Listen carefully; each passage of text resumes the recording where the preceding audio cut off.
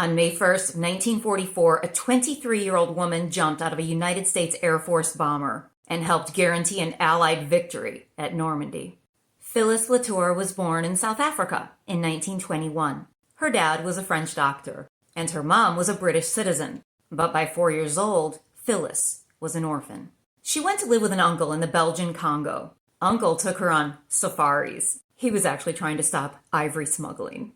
And she loved it. More than anything, she wanted adventure, and a lot of it. When she was 16, she was sent to boarding school in Kenya. She spoke several languages, including English and French.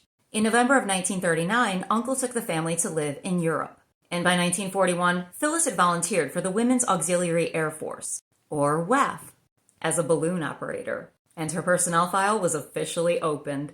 Her enthusiasm for adventure didn't go unnoticed for long. The British Special Operations Executive, or SOE, recruited her. Well, it didn't take much convincing. Phyllis was going to be a spy. The more dangerous the mission, the faster she accepted it. At least one motivation for her was vengeance. See, the man she called Grandpa was unalived by dipshit mustache dude's forces. His wife was captured, but unalived herself because she knew what they would do.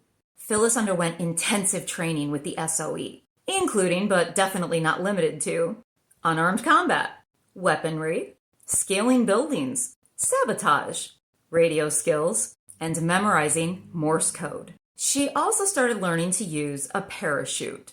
She apparently loved it. I don't know why anyone would, but she was one of the few that the trainers remembered asking for a second jump immediately after her first. Unfortunately, during her first training jump, she landed on top of another student. Hey, why the fuck was he there? Anyway, of course, doubters had opinions.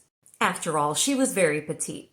A 9mm was too heavy for her, and training reports called her a cheerful little scatterbrain, uncontrolled, stubborn, and emotionally unreliable for this work. All reports neglected to include badass. After training, she was assigned to the SOE network of agents, which was codenamed Scientist. Their focus was Normandy. Her most important assignment began after that jump on May 1st. After successfully landing behind enemy lines, without using another human to comfort her fall, another SOE agent showed her around. Dipshit mustache dude's forces already knew the SOE was in the area, and if she and her colleague were discovered, they would be eliminated with prejudice. Yeah, but she still wasn't afraid. She was excited, which could be considered kind of fucked up. In an interview, she said, "The men who had been sent just before me were caught and executed. I was told I was chosen for that area of France because I would arouse less suspicion." Of course, all agents worked under code names. Phyllis had at least two, Genevieve and Paulette. She rode a bicycle through the area, posing as a peasant girl who took her knitting with her everywhere she went, and sold soap to German officers, who didn't think that just a girl would be able to pick up on what they were saying, and which she relayed to Allied forces, including enemy positions. Because of her intel, troops were way better prepared for the landings at Normandy, and for the time period after. Okay, but how? Didn't I say it was fucking dangerous? I mean, sending coded messages wasn't exactly a fast process. She had to set up the means for communication, and most messages took up to a half hour to send. Enemy forces could detect where the signal had originated within an hour and a half. She had to move constantly. She slept in fields, foraged for food, distracted enemy officers, including the time she claimed she had scarlet fever, which was running rampant throughout the area at the time. See, a couple of dipshit mustache dude soldiers had entered the cafe where she was sending a message. When she said scarlet fever, they booked it the fuck out of there, 'cause they didn't want scarlet fever. And she calmly packed up and moved on. Yeah, but remember the knitting? That was the key.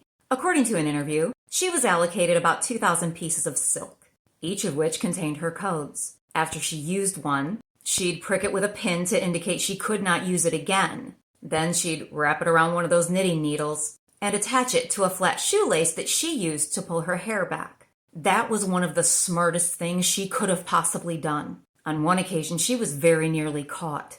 She'd been detained by Dipshit Mustache Dude's forces. A woman loyal to Dipshit Mustache Dude was called in and performed a strip search. I'm not fully convinced that it was a woman, just saying. Well, Phyllis made a big deal about letting her hair down and shaking it out. Proved she wasn't concealing anything. No one bothered to check that makeshift headband. Sucks to be them. In all, Phyllis relayed 135 messages to Allied forces, who stormed Normandy just 36 days after she landed behind enemy lines. They would declare victory less than a year later. After France was liberated, Phyllis eventually settled in New Zealand with her husband and 4 children, under another code name, okay nickname, Pippa. The marriage didn't last, and Phyllis never said a word to any of her kids about what she'd done during the war. She never would have either, if the National Archives hadn't released her file online, and if one of her children hadn't happened upon it. In the final years of her life, she finally began speaking about it. In 2014, as part of a 70th anniversary of the Battle of Normandy, Phyllis was appointed a Chevalier of the Legion of Honor by the French government, their highest military honor. She was honored and awarded several other times. Phyllis Latour passed from this life in October of 2023 at the age of 102. Today, there's at least one street named for her, and her valor isn't a secret anymore.